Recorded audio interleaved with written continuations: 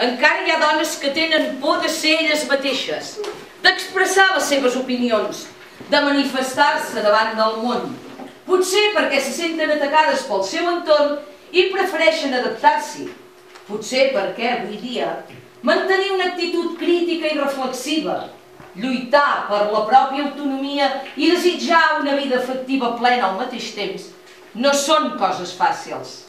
És la lluita per aconseguir una nova identitat humana a partir del fet biològic d'haver nascut dona.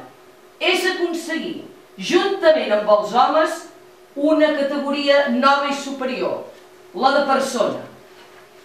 És un error fatal que la felicitat sigui sempre subterrània i la desgràcia evident.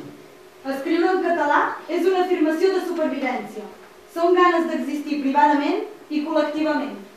Potser el somni més vell és poder conjugar el socialisme amb la llibertat.